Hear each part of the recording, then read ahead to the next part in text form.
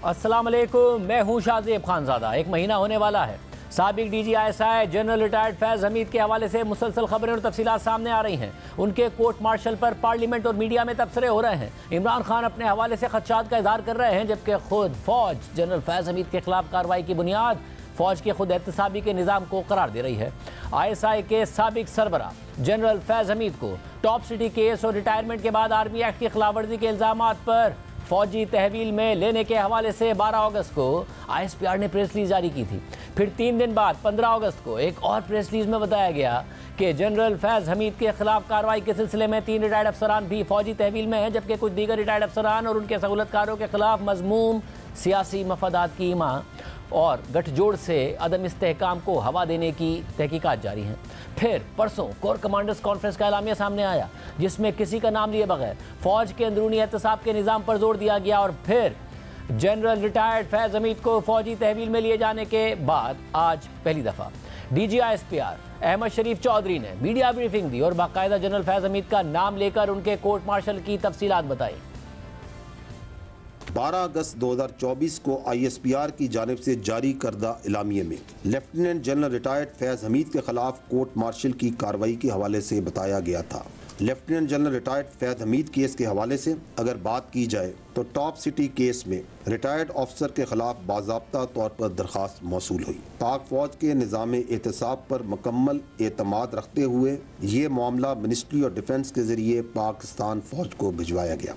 अप्रैल 2024 में पाक फौज की तरफ से एक आला सतह की कोर्ट ऑफ इंक्वायरी का हुक्म दिया गया ताकि इस केस की मुकम्मल तहकीकात की जा सके।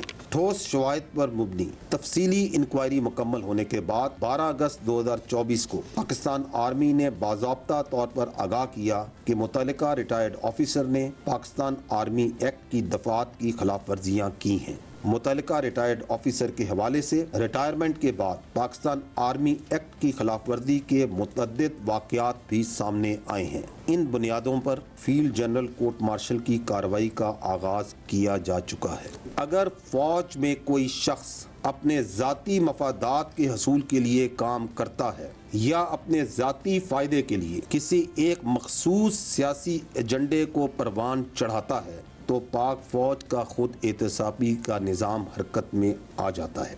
सबूत और शवाहिद की रोशनी में ज़िम्मेदारों को उनके अमाल का जवाबदेह होना पड़ता है। जारी शुदा खुद एहतसाबी का अमल इस बात की एक और दलील है। मुतल्लिका अफसरान को कानून के तहत हकूक़ हासिल होंगे, जैसा कि अपना मर्जी का वकील करने और अपील का हक वगैरह वगैरह। लेफ्टिनेंट जनरल रिटायर्ड फैज़ हमीद केस इस बात का मुँह बोलता सबूत है कि पाक फौज ज़ाती और सियासी मफादात के लिए की गई खिलाफ वर्जियों को किस कदर संजीदगी से लेती है। और यहाँ ये सवाल उठता है कि टॉप सिटी का मामला तो मई 2017 में सामने आ गया था, जब जनरल फैज़ हमीद ISI के DGC थे, बहुत ताकतवर थे। हमने उस वक्त अपने प्रोग्राम में इस हवाले से आवाज़ उठाई, मगर जनरल फैज़ हमीद के खिलाफ तो कार्रवाई शुरू नहीं की गई, बल्कि मामले को दबाने के लिए हमारे ऊपर बहुत दबाव डाला गया। और फिर जनरल फैज़ हमीद को तरक्की देकर पहले लेफ्टिनेंट जनरल, फिर DG ISI बना दिया गया। फिर इमरान खान ने खुद बताया कि जनरल फैज़ हमीद उनकी हुकूमत के लिए सियासी मैनेजमेंट करते थे, एजेंसी के जरिए इमरान खान इत्तेहादियों को मैनेज करते थे। फिर मई 2022 में जनरल फैज़ हमीद कोर कमांडर पेशावर तैनात थे, तो PDM उन पर तनकीद कर रही थी। साबिक सदर आसिफ अली जरदारी ने बयान दिया कि जनरल फैज़ हमीद तो अब खड्डे लाइन लग गए। फैज़ हमीद के मामले पर कहा था कि तहरीक इंसाफ की हुकूमत इसने बनाई है, क्या वो न्यूट्रल हो गए? उसको भी सलाम करने का दिल करता है या नहीं? फैज़ हमीद तो बेचारा खुदी लाइन है।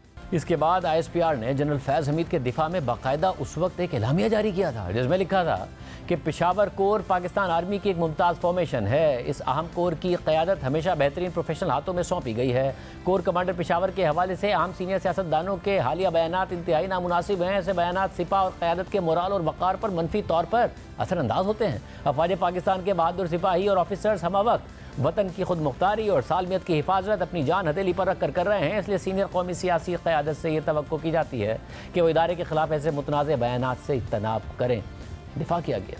साथ ही आज DG ISPR ने जनरल फैज़ हमीद के ट्रायल के प्रोसेस से मुतालिक सवाल का जवाब देते हुए कहा कि जिसका भी मिलिट्री ट्रायल होता है उससे अपील समेत फेयर ट्रायल के तमाम हुकूक हासिल होते हैं।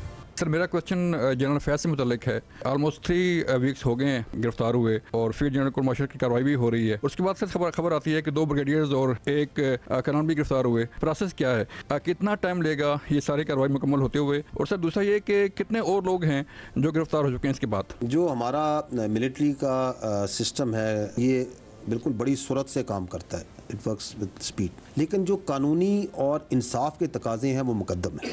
तो जिसका भी कोर्ट मार्शल होता है उसको फेयर ट्रायल के, वकील करने के, गवाह पेश करने के, जिरा करने के, सबूत पेश करने के और अपील करने का ये तमाम हक हासिल होते हैं। इसलिए इस पर कोई हतमी टाइम फ्रेम नहीं रखा जा सकता। और कितने लोग गिरफ्तार हुए हैं तो मैं आपको पहले भी अर्ज़ की कि ये एक सब जुडिस मैटर है, ऑन गोइंग कानूनी केस है और उसमें जो ज़रूरी जज़ियात और तफसीलात होंगी, जो मुनासिब होंगी, वो आपको बताई ज़रूर जाएंगी।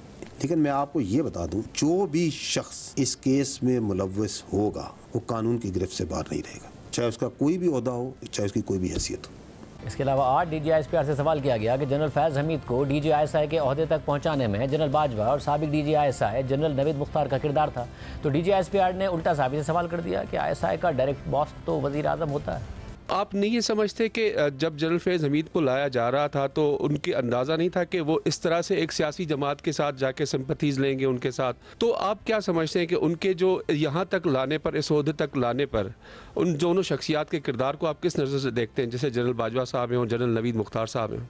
ये ISI का जो डायरेक्ट बॉस होता है वो कौन होता है? प्राइम मिनिस्टर होता है। तो आपने उस वक्त के वज़ीर आज़म का तो जिक्र नहीं किया। इस पर्टिकुलर केस के अंदर जो अपनी ज़ाती हैसियत में ज़ाती फ़ायदे हासिल करने के लिए काम किए गए, उनके जो सबूत और शवाहिद हैं, इंक्वायरी है उसके सामने है।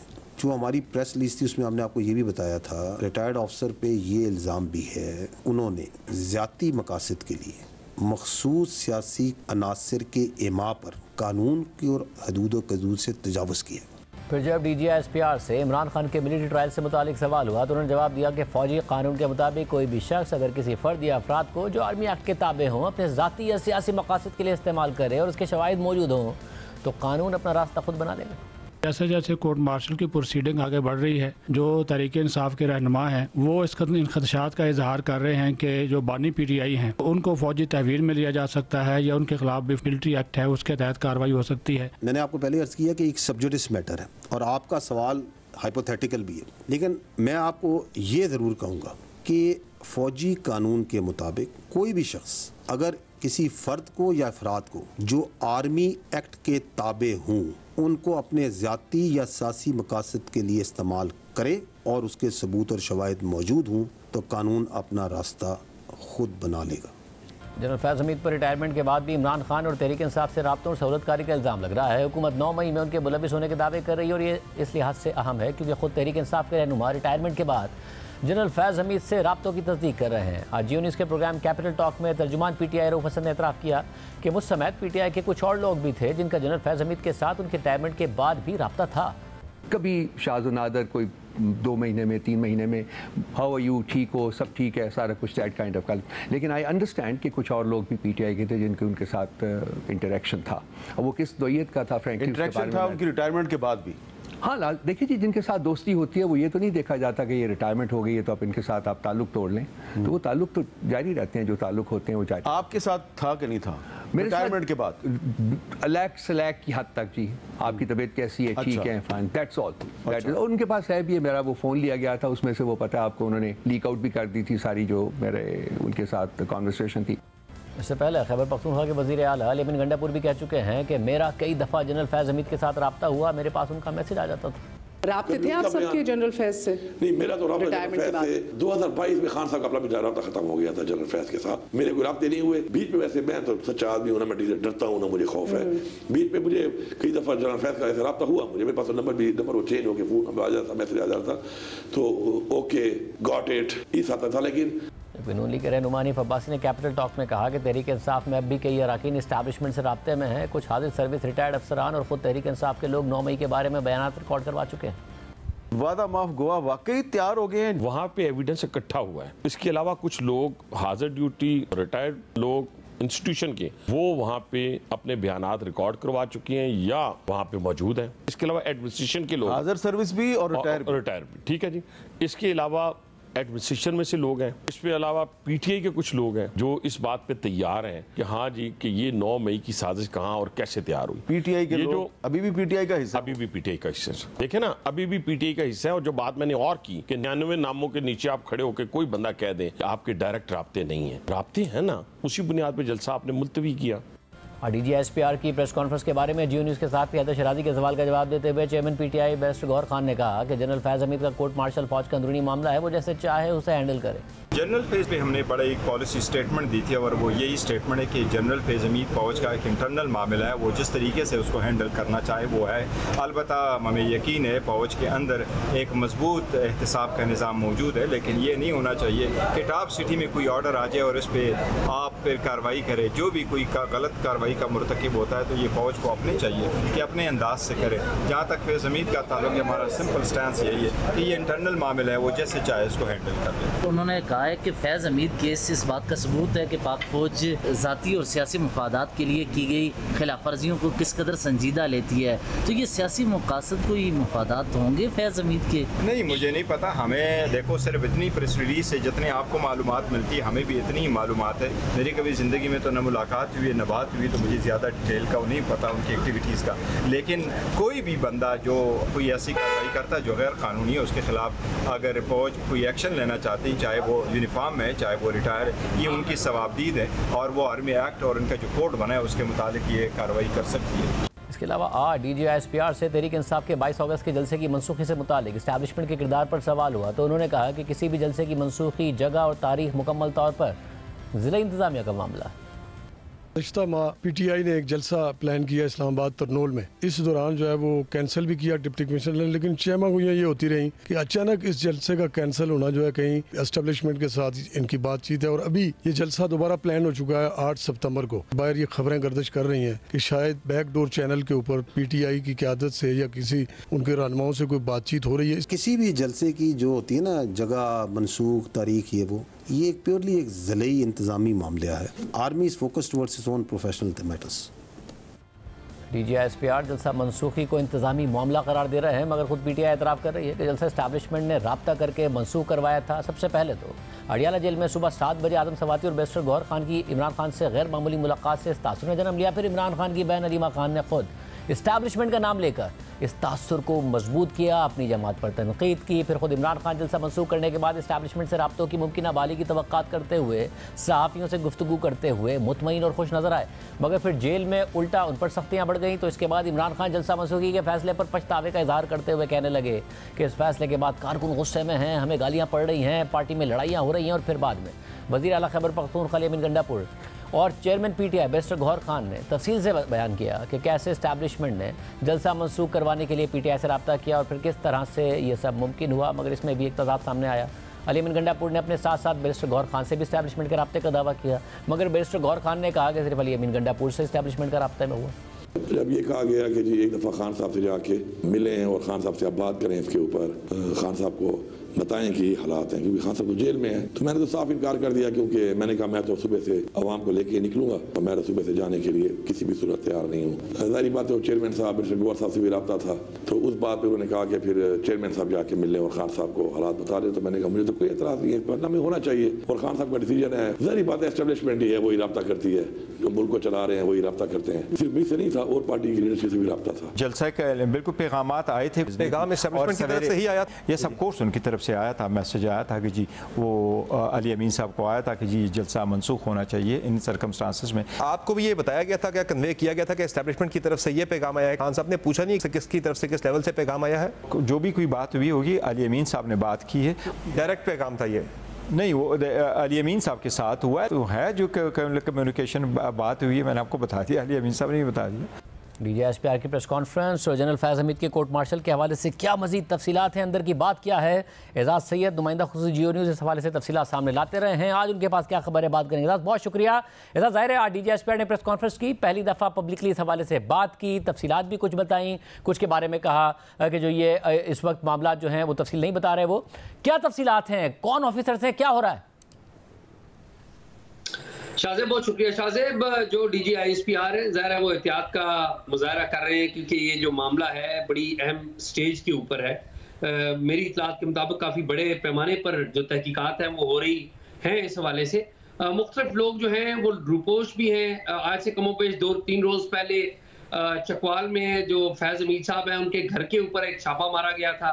बेसिक मकसद उसका क्या था कि इनके भाई सरदार नजफ हमीद जो रिपोर्टेडली रूपोश हैं उनको पकड़ना था। ज़ाहिर वो गिरफ्तारी नहीं हो सकी। कुछ और लोग भी हैं जो रूपोश हैं जो कि फैज़ हमीद साहब से बड़े करीबी राब्तों में रहे थे, लेकिन एक अहम साहब हैं वो मेजर थे और वो किसी ज़माने में जनरल फैज़ हमीद के स्टाफ अफसर थे। साल 2018-19 की बात है कि उनके स्टाफ अफसर थे। फिर बाद में ये जो प्राइम मिनिस्टर हैं उस वक्त के इमरान खान, उन्होंने एडीसी अपना तैनात करना था, तो एक पैनल बन के गया था GHQ से जो तरीकाकार होता है, तो उस पैनल में मनूवर किया गया था। उन साहब का मेजर साहब का नाम डाला गया था उस पैनल में और इमरान खान के एडीसी के तौर पे वो मेजर साहब जो है वो काम करने लग पड़े, जो कि फैज़ हमीद साहब के स्टाफ अफसर थे। इमरान खान को जब वोट ऑफ नो कॉन्फिडेंस के जरिए या जिस तरीके से भी उनको इक़्तिदार से हटाया गया, तो वो प्राइम मिनिस्टर के साथ बदस्तूर जो एडीसी के तौर पे काम करते रहे। और आपको याद होगा एक स्टोरी मैंने की थी उन दिनों को जब शहबाज शरीफ हुकूमत में आए थे, इमरान खान को हटाकर इत्तेहादी जमातों ने एक हुकूमत बनाई थी। तो आपको याद हो कि एक ऑडियो लीक हुई थी जो कि मरियम नवाज और शहबाज शरीफ साहब की थी, और उन दिनों शहबाज शरीफ जो है वो गए हुए थे बरतानिया में, और उन दिनों नए आर्मी चीफ की तैनाती का मामला भी अपने अरूज के ऊपर था। तो शहबाज शरीफ साहब जो हैं उन्होंने टेलीफोन करके बाकायदा एहतजाज किया कि उनकी ऑडियो कैसे लीक हो गई, और ज़ाहिर है उस वक्त के जो इंस्टीट्यूशंस थे उन्होंने इस बात का नोटिस भी लिया था। और मेरी इत्तलात के मुताबिक जो इंटेलिजेंस ब्यूरो के जो सरबराह थे उस वक्त, और आज भी वही है फवाद असदुल्ला, तो उन्होंने जो तहकीकात की तो उन्होंने जो सिग्नल किया उस सिग्नल में जो प्राइम मिनिस्टर के एडीसी थे, और वही साहब एडीसी थे जो कि इमरान खान के एडीसी थे, जो कि स्टाफ अफसर थे इनके किसी ज़माने में फैज़ हमीद के मेजर साहब, उनके ऊपर उंगली उठाई। और इस मामले में ज़रा फौज भी हरकत में आई, क्योंकि जो IB के जो चीफ हैं उस वक्त मेरी इत्तलात के मुताबिक जो बाद में भी काफ़ी मिच्योर होती रही कि जो IB ने ना सिर्फ इत्तला प्राइम मिनिस्टर को दी बल्कि आर्मी चीफ जो है उनको भी इत्तला दी। और उसके बाद रिपोर्टेडली जो ISI चीफ है नदीम अंजुम, वो आए बाकायदा अपनी गाड़ी पर आए और प्राइम मिनिस्टर के ऑफिस से, प्राइम मिनिस्टर हाउस से उन मेजर साहब को लिया और वो लेके चले गए। बाद में उनके खिलाफ कार्रवाई की गई, उन्हें भावलपुर भी ट्रांसफर कर दिया गया। लेकिन अहम बात ये थी कि उनके पास से एक मोबाइल फोन मिला था जो कि स्पेसिफिक एक ही काम के लिए इस्तेमाल होता था, और वो था रिकॉर्डिंग्स। और रिकॉर्डिंग किसकी?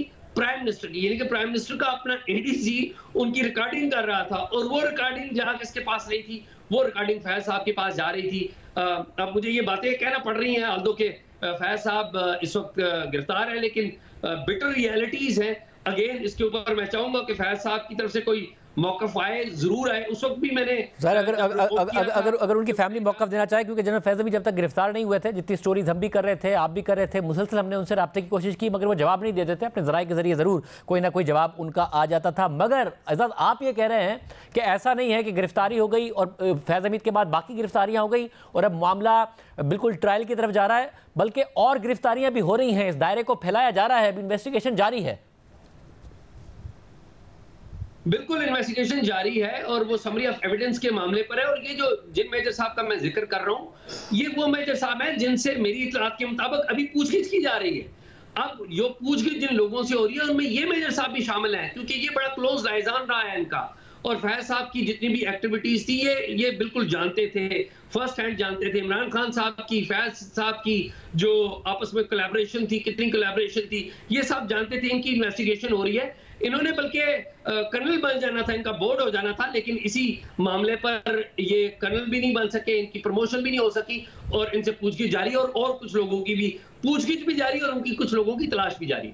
बहुत शुक्रिया एजाज सईद, इस हवाले से तफसीलात बता रहे थे। और दूसरी जानिब आज अडियाला जेल में इमरान खान और बुशरा बीबी के खिलाफ 190 मिलियन पाउंड केस की समाअत हुई, जहां आज बुशरा बीबी की दरख्वास्त बरियत पर फैसला सुनाया जाना था, मगर अदालत ने कहा कि बुशरा बीबी की बरियत का फैसला रेफरेंस के हतमी फैसले के दिन सुनाया जाएगा और तब तक फैसला महफूज रहेगा, जबकि आज भी मुल्जिमान के वकील ने नैब के आखिरी गवाह पर जिरा की, जिसके बाद समात 7 सितंबर तक मुलतवी कर दी गई। अगली समात में भी नैब के आखिरी गवाह पर जिरा जारी रहेगी। समात के बाद जेल के कमरा अदालत में सहाफ़ियों से गैर रस्मी गुफ्तगू करते हुए इमरान खान ने कहा, पाकिस्तान की क्रिकेट की तारीख में इतना बड़ा डिजास्टर हो गया, लेकिन कोई मोहसिन नकवी का नाम ही नहीं ले रहा। बांग्लादेश ने हमारा फेंटा लगा दिया, सारी दुनिया में हमारा मजाक बन गया है। इससे नीचे क्रिकेट टीम नहीं जा सकती, ऊपर इनको बिठा दिया गया जिनको क्रिकेट का पता ही नहीं है और कोई तजर्बा ही नहीं है। इमरान खान ने कहा कि इनके पास कोई अखलाकियात नहीं है।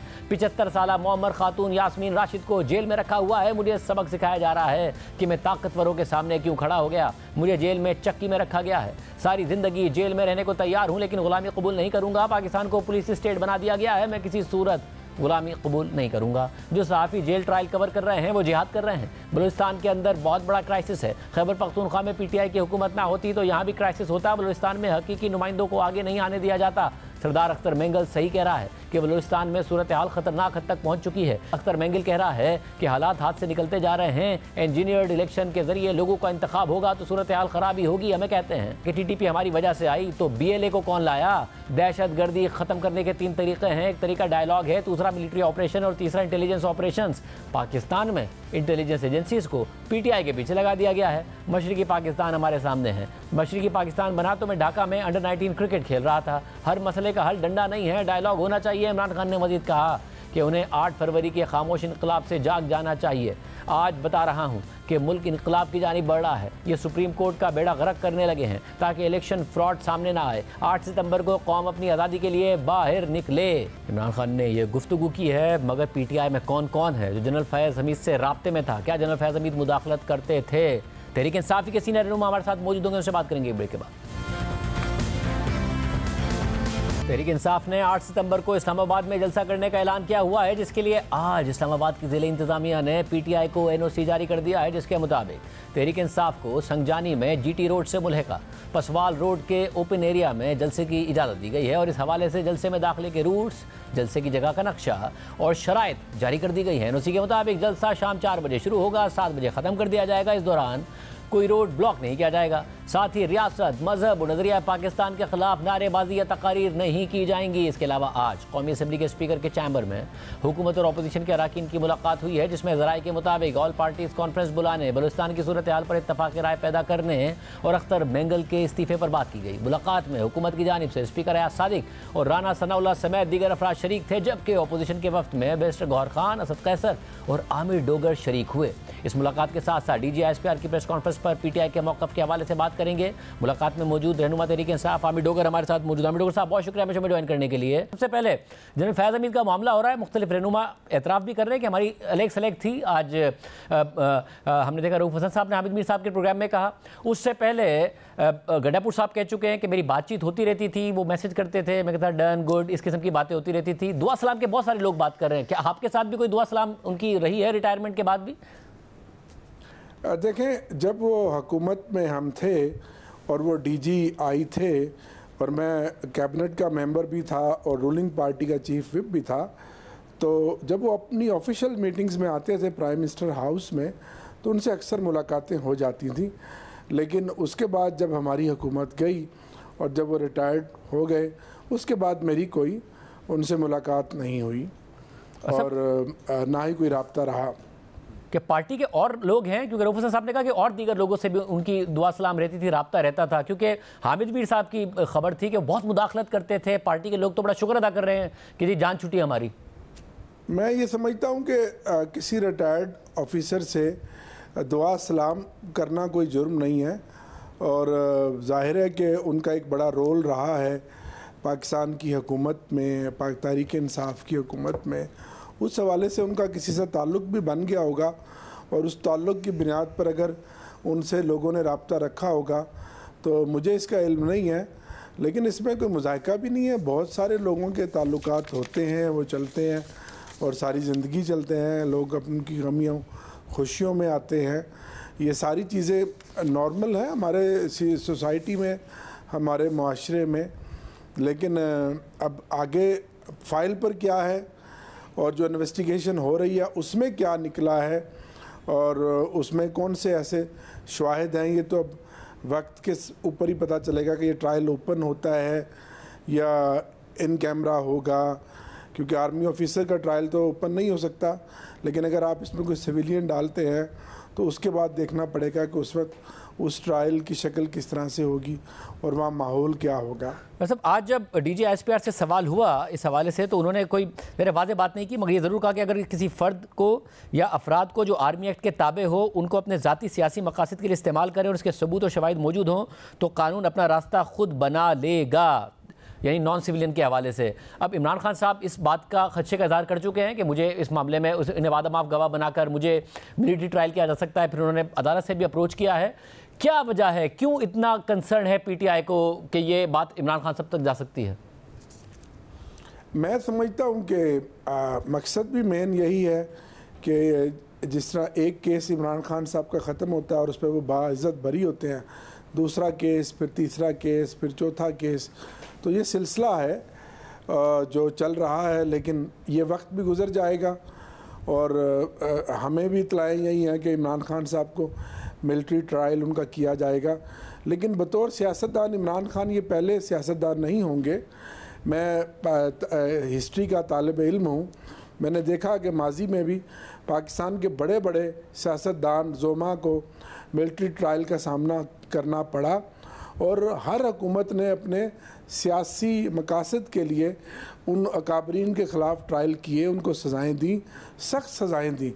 लेकिन फिर वक्त ने साबित किया कि वो सज़ाएँ स्टैंड नहीं कर सकी और अल्टीमेटली वो तमाम लोग बाइज़्ज़त बरी हुए, क्योंकि इस तरह के मुकदमात जो ख़ास तौर पे पॉलिटिकल मोटिवेटेड हों और किसी ख़ास हदफ को निशाना बनाना हो तो अल्टीमेटली जो है वो फिर प्रवेल नहीं करते। यानी कि जो इस वक्त आपकी बुनियाद पर किया जाए जो इस वक्त आपकी जमात के साथ हो रहा है, आपका जो खदशा है वो इसी बुनियाद पर है कि एक केस से फारिग होते हैं, दूसरे केस में इमरान खान साहब को उलझा दिया जाता है कि उनको कोई मिलिट्री उनका ट्रायल हो सकता है, या ये वजह कोई एविडेंस की बुनियाद पर है कि कहीं ना कहीं आपकी पार्टी में मुदाखलत थी और 2 साल अभी हुए नहीं थे उनको रिटायर हुए, वो आपकी पार्टी के मामला चला रहे थे, इमरान खान साहब से राब्ते में थे या पार्टी के दीगर लोगों से राब्ते में थे और मुदाखलत करते थे जनरल फैज़ हमीद, ऐसे कोई शवाहिद मौजूद हैं? देखिए, अब ये तो जी वही वाली बात है कि हम भी अभी ज़ुबानी पता चल रहा है, फ़ाइल पे जब कोई चीज़ आएगी, प्रोसिक्यूशन लाएगा तो पता चलेगा। क्योंकि इमरान खान साहब तो जेल में है कमोबेश 1.5 साल से, और 1.5 साल में इमरान खान साहब का क्या रब्ता हुआ होगा, उसकी नौयत क्या होगी, और जेल में भी जिस सख्त अजियत की जेल वो काट रहे हैं और वहाँ CCTV कैमरास हैं, हर चीज़ कंट्रोल है और उनको एक सेल में रखा गया है। मैं नहीं समझता कि उनको कोई इस तरह की एक्सेस भी हासिल होगी। अगर कुछ ऐसी एक्सेस हासिल थी तो वो उन इदारों की या जिनके वो ज़ेरे कैद हैं, मुकीद हैं, ये तो अब उन पर भी क्वेश्चन जाता है ना। लेकिन ये सारी की सारी चीज़ें अभी कबल वक्त हैं, जब तक कोई चीज़ ठोस सामने ना आए तो ये अंदाज़ा ही है जो आप मेरे साथ गुफ्तगू कर रहे हैं और मैं जो आपके साथ कर रहा हूँ। लेकिन आगे देखिए इसके ऊपर क्या बनता है। और दूसरी बात यह है कि ये जो एक अमल शुरू हुआ है बतौर पॉलिटिकल वर्कर, मैं समझता हूँ कि ये बड़ी बात है कि आज एक लेफ्टिनेंट जनरल जो DGI थे और उनको आप ट्रायल कर रहे हैं, तो इसका मतलब है कि एक विंडो आपने ओपन कर दी है जो कि एक ख़ुद एहतसाबी का अमल का एक अच्छा सिलसिला है। और इसमें जो भी अगर कोई मुलव्वस हुआ तो अब तो पाकिस्तान ने तो क़यामत तक रहना है, तो फिर वो हर शख्स जो है वो फिर इस अमल से गुज़रेगा। ये एक बड़ा स्टेप है अगर आप इसको इस एंगल से देखें तो। बड़ी अहम बात है। साथ में मुझे ये भी बताएगा कि आज एक मस्बत डेवलपमेंट हुई, स्पीकर के ऑफिस में आप लोगों की मुलाकात हुई, आप भी मौजूद थे और उसके बाद फैसला हुआ बलूचिस्तान के हवाले से APC बुलाई जाए। इसके अलावा इन कैमरा ब्रीफिंग पर भी बात हुई। ये मस्बत डेवलपमेंट है। क्या ये कहा जा सकता है कि कम से कम अब सियासी पार्टियाँ आपस में इंगेजमेंट की तरफ बढ़ रही हैं, जिसमें तहरीक इंसाफ भी शामिल है?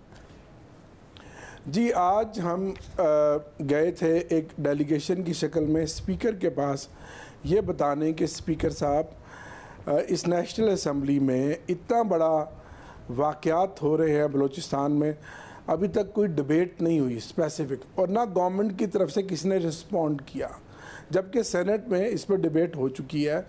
तो आप इसी सेशन में जो जारी है इसमें बलूचिस्तान के इशू के ऊपर एक दिन जो है वो मुख्तस करें, जिसमें प्राइम मिनिस्टर भी आए, वो डिबेट ओपन करें या वाइंड अप करें, लेकिन इसके ऊपर एक गुफ्तगू होनी चाहिए और फिर इसके ऊपर कोई वे फॉरवर्ड होना चाहिए कि आज जो बलूचिस्तान में जो हालात हैं और बलूचिस्तान में जो पॉलिटिकल जमातें हैं या कौम परस्त जमातें हैं, उनके खदशात हैं कि हमें दीवार के साथ लगा दिया गया है और नई लीडरशिप वहाँ आ रही है और जो कि पॉपुलर हो रही है, और ये भी इशारे हैं कि वहाँ फॉरेन फंडिंग भी है। तो इन सारी चीज़ों को अगर आप बलूचिस्तान की लीडरशिप को, लोगों को कौमी धारे में लाना चाहते हैं तो पार्लियामेंट को मुअस्सर बनाएं, इस प्लेटफॉर्म को इस्तेमाल करें और बलूचिस्तान और KPK के मजमूई हालात के ऊपर ओपोजिशन हर तरह का ताउन करने के लिए तैयार है। अख्तर मैंगल साहब ने जब कल इस्तीफ़ा दिया, ओपोजिशन भी गई और गवर्नमेंट का डेलीगेशन भी गया, और दोनों के साथ उनका मौक़िफ़ एक ही तरह, और ये कोई अच्छा नेक शुगर नहीं है कि एक बड़ी पार्टी के सरबराह जो मेंबर हैं कौमी असम्बली वो इस्तीफ़ा दे दें और वो अदम एतमाद करें इस सारे निज़ाम पे, इस सारे सिस्टम पे। तो ये सिस्टम है तो पाकिस्तान है, इस सिस्टम को मजबूत बनाना चाहिए, मौसर बनाना यानी कि अब कम अज़ कम इस एक अहम मसले पर आगे बढ़ेंगी जमातें, APC हो जो भी हो, फैसले क़यादत सर जोड़कर करेगी जी, और रियासती इदारों को भी ऑन बोर्ड करना चाहिए कि ये मुल्क हमारा है, इस मुल्क के अवाम हमारे हैं, उन दो सूबों में अमलन हुकूमत नहीं है, लोगों के अंदर अनारकी और इंतशार दिन ब दिन बढ़ रहा है।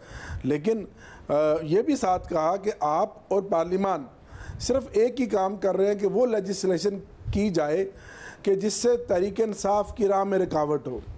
वो 2 दिन पहले एक बिल पेश हुआ या 15 दिन पहले, या आज जो सेनेट ऑफ पाकिस्तान में इरफान सिद्दीकी साहब का बिल था, इस जमहूरी माशरे में ये बहुत ही अफसोसनाक बात है। इसकी जितनी मजम्मत की जाए कि कानून तो पहले ही मौजूद है कि आप कोई भी अगर प्रोसेशन करते हैं, कोई एहतजाज करते हैं, कोई जलसा करते हैं, आप इजाज़त लेकर करते हैं, अगर कोई वायलेशन होती है तो उसकी भी सज़ा है, लॉ मौजूद है। लेकिन इस तरह के बिल लाने, ये तो वो फरंगी की याद इन्होंने ताज़ा कर दी कि अंग्रेज़ के ज़माने में जब तहरीकें चलती थी आज़ादी की, उस ज़माने में जो लोग बोलते थे, बात करते थे, इस तरह के जालमाना आमराना कानून बनाए जाते थे कि उनकी ज़ुबान को बंद किया जाए। ये फस्तायत की इंतहा है। और अफसोस कि आज पीपल्स पार्टी की जो सेनेटर्स थे वो उस कमेटी में मौजूद थे, जो सो कॉल्ड डेमोक्रेट बनते हैं, जो कहते हैं हमने जमहूरियत के लिए, आज़ादी राय के लिए बड़ी कुर्बानियाँ दी, उन्होंने भी वोट उसके हक में दिया। बहुत शुक्रिया। प्रोग्राम में आगे बढ़ते हैं। इस्लामाबाद हाई कोर्ट के जज जस्टिस तारिक महमूद जहांगीरी की कानून की डिग्री के हवाले से गुज़िश्ता कुछ अरसे से खबरें गर्दिश कर रही हैं। पहले उनकी कानून की डिग्री दुरुस्त ना होने से मुतालिक एक खत सोशल मीडिया पर आया और उनके खिलाफ सोशल मीडिया पर मुहिम चलाई गई। इस पर इस्लामाबाद हाई कोर्ट ने तौहीन अदालत की कार्रवाई शुरू की, जिसकी अगली समाअत 19 सितंबर को चीफ जस्टिस आमिर फारूक की सरबराही में फुल कोर्ट बेंच करेगा। मगर 19 सितंबर को समाअत से पहले ही एक अहम पेशरफ्त सामने आ गई थी और 31 अगस्त को जामे कराची के सिंडिकेट का इजलास हुआ, जिसमें कानून के एक साबिका तालिब इल्म यानी जस्टिस तारिक महमूद जहांगीरी की डिग्री मंसूख करने की मंजूरी दे दी गई। और अब जामिया कराची के इस फैसले के खिलाफ सिंध हाई कोर्ट का फैसला आ गया है। इस फैसले की तफसीलात भी आपके सामने रखते हैं, मगर पहले आपको ये बता दें कि जस्टिस तारिक महमूद जहांगीरी भी इस्लामाबाद हाई कोर्ट के उन 6 जजेस में शामिल थे जिन्होंने एजेंसियों की मुदाखलत के खिलाफ सुप्रीम जुडिशल काउंसिल को खत लिखा था। आज सिंध हाई कोर्ट के जस्टिस सलाउद्दीन पंवर और जस्टिस अमजद अली सहतो पर मुश्तमिल 2 रुकनी बेंच ने जस्टिस तारिक महमूद जहांगीरी की डिग्री मंसूख करने से मुतालिक जामे कराची की कमेटी की सिफारिशात और सिंडिकेट का फैसला मुअत्तल कर दिया है। आरिफुल्लाह खान और ताहिर शब्बीर नामी वकला की दरख्वास्त की समाअत हुई तो दरख्वास्त गुजार के वकील ने कहा कि अनफेयर मीन्स कमेटी और सिंडिकेट ने जस्टिस तारिक महमूद जहांगीरी की डिग्री गैर मौसर करार दे दी। सिंडिकेट ने गैर शफाफ तरीके से यह फैसला किया। जस्टिस सलाउद्दीन पंवर ने इस्तफसार किया कि किसकी दरख्वास्त पर यह सब हुआ है, कब की डिग्री है। दरख्वास्त गुजार के वकील ने बताया कि जस्टिस तारिक महमूद जहांगीरी की डिग्री 30 साल पुरानी है। जस्टिस सलाउद्दीन पंवर ने रिमार्क दिए कि ये कह रहे हैं कि इस्लामिया लॉ कॉलेज ने खत लिखा है, दरख्वास्त गुजारों का क्या ताल्लुक है इस केस से। इस पर दरख्वास्त गुजार के वकील ने कहा कि दरख्वास्त बुकला की जानिब से दायर की गई है। कराची यूनिवर्सिटी को कार्रवाई का अख्तियार ही नहीं है, सिर्फ सुप्रीम जुडिशल काउंसिल ही कार्रवाई कर सकती है। दरख्वास्त गुजार के वकील ने कहा कि सिंडिकेट के एक रुकन को पुलिस 8 घंटे के लिए उठाकर ले गई थी। इस पर जस्टिस अमजद अली सहतो ने रिमार्क दिए है कि यहाँ सियासी बातें ना करें, किसकी डिग्री आप कैंसिल कर रहे हैं उसको बुलाना चाहिए, जुडिशल काउंसिल में कोई भी दरख्वास्त दी जा सकती है वो चेक करा लेते। इसके बाद अदालत ने जामे कराची की अनफेयर मीन्स कमेटी की सिफारिशात और सिंडिकेट का फैसला मुअत्तल करते हुए कराची यूनिवर्सिटी को केस से मुतालिक मजीद इक़दाम से रोक दिया है और deputy attorney general, advocate general Sindh और दीगर को नोटिस जारी करते हुए 3 हफ्ते में तफसीली जवाब तलब कर लिया है। अदालत ने अपने तहरीरी हुक्मनामे में लिखा है कि दरख्वास्त गुजारों के वकील के दलाइल में खासा वजन है, क्योंकि ये अभी तय होना बाकी है कि अनफेयर मीन्स कमेटी का फैसला और जस्टिस तारिक महमूद जहांगीरी की डिग्री मनसूख करने का सिंडिकेट का फैसला मुरव्वजा कवानीन और उसूलों के मुताबिक है। रिकॉर्ड से जाहिर होता है कि अनफेयर मीन्स कमेटी ने जस्टिस तारिक महमूद जहांगीरी को सुने बगैर ही कार्रवाई आगे बढ़ाई, जिससे बज़ाहिर ये पता चलता है कि उन्हें सुने बगैर ही कसूरवार करार दे दिया गया। हमारी नज़र में यह फैसला इनके आर्टिकल 10A की खुली खिलाफ वर्जी है, जो हर शहरी को शफाफ समात का हक देता है, मगर बदकिस्मती से जस्टिस तारिक महमूद जहांगीरी को सुनवाई का मौका नहीं दिया गया और जो तरीक़ाकार अपनाया गया वो इंतहाई काबिल एतराज़, गैर कानूनी और कानूनी असर से खाली है। किसी भी हालात में हाई कोर्ट के पास आइन के आर्टिकल 199 के तहत यह अख्तियार है कि वो वफाक, सूबे या किसी भी मकामी अथॉरिटी को किसी भी ऐसे काम से रोक सकती है जिसकी कानून में इजाज़त ना हो और किसी भी ऐसे काम का हुक्म दे सकती है जिसका तकाजा कानून करता हो। अब्दुर्रऊफ राना और जामे बलूचिस्तान के केस में भी दरख्वास्त गुजार की डिग्री उसे सुने बगैर मनसूख की गई थी, जिस पर बलूचिस्तान हाई कोर्ट ने उसकी दरख्वास्त मंजूर की और डिग्री मनसूखी के फैसले को गैर कानूनी, गैर मौसर और कानूनी असर से खाली करार दिया था। इसी तरह ये अदालत जवाब दहिंदगान, डिप्टी अटॉर्नी जनरल और एडवोकेट जनरल सिंध को नोटिस जारी करते हुए उनसे जवाब तलबी करती है। इस दौरान हम अनफेयर मीन्स कमेटी और सिंडिकेट का जस्टिस तारिक महमूद जहांगीरी की डिग्री मनसूख करने का फैसला भी मुअत्तल करते हैं। जामे कराची को अगली समात तक उस फैसले की बुनियाद पर कोई भी इकदाम करने से भी रोका जाता है।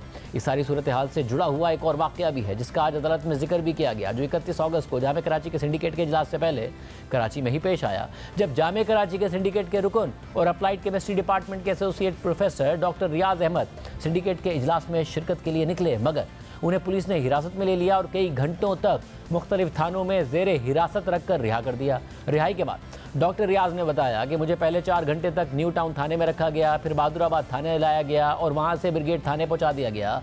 डॉक्टर रियाज ने इल्ज़ाम आयद किया कि उन्हें जानबूझकर सिंडिकेट इजलास में शिरकत से रोकने की कोशिश की गई, जिसमें जस्टिस तारिक महमूद जहांगीरी की डिग्री मनसूखी करने का मामला डिस्कस होना था।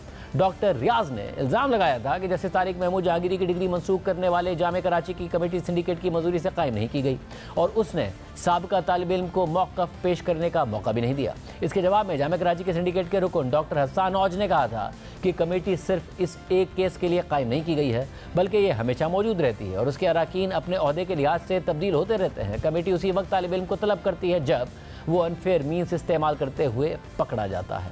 इसके साथ ही जामे कराची की अनफेयर मीन्स कमेटी की रिपोर्ट भी सामने आई थी, जिसमें कानून के साबिका तालिब इल्म की डिग्री से मुताल्लिक केस सिंडिकेट को भेजने की मंजूरी दी गई थी। कमेटी का इजलास 17 अगस्त 2024 को हुआ, जिसमें चेयरपर्सन प्रोफेसर डॉक्टर मुसर्रत के अलावा जामे कराची के registrar professor doctor Waheed, Islamic studies के डीन प्रोफेसर जाहिद, फार्मेसी के डीन प्रोफेसर हारिस, मेडिसिन की डीन प्रोफेसर फरीदा, एजुकेशन की dean professor Shagufta, student adviser doctor Nausheen, girls hostel की provost professor Sameena, boys hostel के provost doctor Mustafa, students guidance counselling and placement bureau की director doctor Ghazal और professor Naeem Khalid के अलावा control examination ने शिरकत की। इजलास में 15 अगस्त को प्रिंसिपल इस्लामिया लॉ कॉलेज की तरफ से लिखे गए खत पर गौर किया गया, जिसमें अनफेयर मीन्स और एडमिशन के बगैर इनरोलमेंट लेने का केस था। केस के मुताबिक कानून का तालिब इल्म 21 दिसंबर 1988 को पेपर में अनफेयर मीन्स इस्तेमाल करता हुआ पाया गया और जिस इनरोलमेंट नंबर को इस्तेमाल किया गया वो नईमुद्दीन नामी तालिब इल्म का था। रिपोर्ट के मुताबिक मज़कूरा तालिब इल्म अगले साल यानी 1989 में फिर इम्तिहान में बैठ गया और इस दफ़ा इम्तियाज़ इलाही नामी तालिब इल्म का इनरोलमेंट नंबर इस्तेमाल किया। इसके बाद 1991 में एक नए इनरोलमेंट नंबर के साथ LLB पार्ट 2 का इम्तिहान दे दिया। रिपोर्ट के मुताबिक तालिब इल्म ने दावा किया कि वह इस्लामिया लॉ कॉलेज का बाकायदा तालिब इल्म रहा है, जबकि कॉलेज प्रिंसिपल के खत के मुताबिक इस नाम का तालिब इल्म कॉलेज के लिए बिल्कुल अजनबी है और वो 1982 से 1991 तक कभी कॉलेज का तालिब इल्म ही नहीं रहा। रिपोर्ट के मुताबिक ऐसा कोई सबूत नहीं है कि तालिब इल्म को दोबारा बहाल किया गया हो, इसलिए कमेटी ये केस मजीद कार्रवाई के लिए सिंडिकेट को भिजवाती है। इसके बाद 31 अगस्त को जामे कराची के सिंडिकेट का इजलास हुआ, जिसमें जस्टिस तारिक महमूद जहांगीरी की डिग्री मनसूख करने की मंजूरी दे दी गई, जबकि दूसरी तरफ इस्लामाबाद हाई कोर्ट ने जस्टिस तारिक महमूद जहांगीरी के खिलाफ सोशल मीडिया पर चलने वाली मुहिम पर नोटिस लिया हुआ है। इस्लामाबाद हाई कोर्ट के चीफ जस्टिस आमिर फारूक की सरबराही में फुल कोर्ट इस केस की 19 सितंबर को समाअत करेगा। इससे पहले इस केस की समाअत 8 जुलाई को हुई थी, जब जस्टिस तारिक महमूद जहांगीरी के खिलाफ सोशल मीडिया मुहिम पर इस्लामाबाद हाई कोर्ट के चीफ जस्टिस आमिर फारूक ने तौहीन अदालत की कार्रवाई शुरू की थी और समाअत के दौरान रिमार्क दिए थे कि जो जस्टिस तारिक महमूद जहांगीरी के खिलाफ मुहिम में मुलव्विस होगा वो अपनी गर्मियां अडियाला जेल में गुजारेगा। इससे पहले 5 जुलाई को कराची के शहरी इरफान मजहर की जानिब से सुप्रीम जुडिशल काउंसिल में जस्टिस तारिक महमूद जहांगीरी की डिग्री के खिलाफ रेफरेंस दायर किया गया था, जबकि जस्टिस तारिक महमूद जहांगीरी के खिलाफ सोशल मीडिया पर मुहिम भी चलाई जा रही थी, जिसके बाद इस्लामाबाद हाई कोर्ट के चीफ जस्टिस आमिर फारूक ने इस मामले पर 8 जुलाई को ही फुल कोर्ट इजलास तलब किया था और फिर जस्टिस तारिक महमूद जहांगीरी के खिलाफ मुहिम पर तौहीन अदालत की कार्रवाई शुरू करते हुए जस्टिस तारिक महमूद जहांगीरी के अलावा इस्लामाबाद हाई कोर्ट के तमाम जजेस पर मुश्तमिल फुल कोर्ट बेंच तश्कील दिया गया था। इस बेंच में जस्टिस मोहसिन अख्तर कियानी, जस्टिस मियां गुल हसन औरंगजेब, जस्टिस बाबर सत्तार, जस्टिस सरदार एजाज इजाक खान, जस्टिस अरबाब मोहम्मद ताहिर और जस्टिस समत रिफत इम्तियाज भी शामिल हैं। बेंच ने उसी दिन पहली समाअत करते हुए एडिशनल अटॉर्नी जनरल को तलब कर लिया था और फिर इस केस की समाअत गर्मियों की छुट्टियों के बाद तक मुलतवी कर दी गई थी और अब इस केस की समाअत 19 सितंबर को होगी, जबकि सिंध हाई कोर्ट में जस्टिस तारिक महमूद जहांगीरी की डिग्री से मुताल्लिक केस की समाअत 3 हफ्ते के लिए मुलतवी की गई है और अदालत ने जस्टिस तारिक महमूद जहांगीरी की डिग्री मनसूख करने का जामे कराची के सिंडिकेट का फैसला मुअत्तल कर दिया है। प्रोग्राम में एक ब्रेक लेंगे, जिसके बाद आपके सामने रखेंगे साबिक army chief general retired Qamar Javed Bajwa के भाई के जाली सर्टिफिकेट का मामला, जिस पर उन्हें PIA की नौकरी से फारिग कर दिया गया है। एक ब्रेक के बाद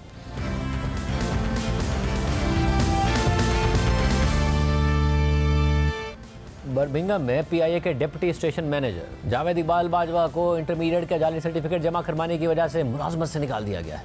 जावेद इकबाल बाजवा साबिक army chief general retired Qamar Javed Bajwa के भाई हैं। तर्जुमान PIA के मुताबिक लाहौर बोर्ड से FA का सर्टिफिकेट जाली साबित होने पर जावेद इकबाल बाजवा को मुस्ताफ़ी होने का कहा गया था। इंटरमीडिएट का सर्टिफिकेट जाली साबित होने के बाद PIA ने जावेद इकबाल बाजवा को 30 जुलाई को एक शोकॉज नोटिस जारी किया था, जिसमें उन्हें 7 दिनों के अंदर अंदर अपना मौक़िफ़ देने की हिदायत की गई थी। जावेद इकबाल बाजवा को 30 जुलाई को जारी किए गए शोकॉज नोटिस के मुताबिक एम्प्लॉयज़ रिकॉर्ड इंफॉर्मेशन सिस्टम के डिप्टी मैनेजर जनरल से मालूम हुआ है कि 29 अगस्त 2023 को आपसे अपने तमाम तालीमी दस्तावेज़ात की क्लियर कॉपीज़ मांगी गई थी। हिदायत के मुताबिक आपने ईमेल के जरिए वो दस्तावेज़ात जमा करवाई, जिसके बाद उन्हें तस्दीक के लिए मुतल्लिका बोर्ड को भिजवाया गया। जवाब में लाहौर के board of intermediate and secondary education ने 30 जुलाई 2024 को आपका इंटर बोर्ड का सर्टिफिकेट बोगस करार दे दिया। आपकी तरफ से यह अमल PIA के एम्प्लॉयज़ डिसिप्लिनरी पॉलिसी 2019 के क्लॉज 54 और 32 के तहत मिसकंडक्ट में आता है। नोटिस के मुताबिक इसलिए आपको शोकॉज नोटिस के तहत हिदायत जारी की जाती है कि इस नोटिस की वसूली के बाद 7 दिनों के अंदर अंदर अपना तहरीरी जवाब जमा करवाएं कि क्यों आपके खिलाफ PIA कॉर्पोरेशन लिमिटेड के रूल्स के मुताबिक तादीबी कार्रवाई ना की जाए। वाज़ेह रहे कि अगर दिए गए वक्त में जवाब जमा ना करवाया गया तो यह तसव्वुर किया जाएगा कि आपके पास अपने दिफा में कहने के लिए कुछ नहीं है और आप अपने ऊपर लगने वाले चार्ज को कबूल करते हैं, जिसके तहत आपके खिलाफ PIA कॉर्पोरेशन लिमिटेड के रूल्स के तहत आगे की कार्रवाई की जाएगी। PIA ने इस शोकॉज नोटिस में जावेद इकबाल बाजवा को 7 दिनों के अंदर जवाब जमा करवाने को कहा था, जबकि नुमाइंदा जियो न्यूज़ तारिक अबुल हसन के मुताबिक जावेद इकबाल बाजवा ने शोकॉज का जवाब देने के बजाय PIA को कानूनी नोटिस भेजे, लेकिन फिर बाद में उनसे इस्तीफा ले लिया गया। ज़राए जियो न्यूज़ के मुताबिक जावेद इकबाल बाजवा ने 1977 में PIA रावलपिंडी ऑफिस में मुलाजमत हासिल की। उन्होंने 1980 की दहाई के आखिर में बरतानिया की शहरियत लेते हुए PIA में अपनी मुलाजमत बरतानवी शहरी की हैसियत से तब्दील करा ली थी। बरतानिया में नुमाइंदा जियो न्यूज़ मुर्तज़ा अली शाह ने जब इस हवाले से जावेद इकबाल बाजवा से मौक़िफ़ जानने के लिए रब्ता किया तो उन्होंने जवाब नहीं दिया। अलबत्ता उनके ख़ानदानी ज़राए ने तस्दीक की कि जाली सर्टिफिकेट की वजह से PIA ने उनका कॉन्ट्रैक्ट ख़त्म कर दिया है। इस बात की PIA बरतानिया और पाकिस्तान दोनों ने तस्दीक कर दी है। आज के प्रोग्राम में इतना ही। अल्लाह हाफ़िज़।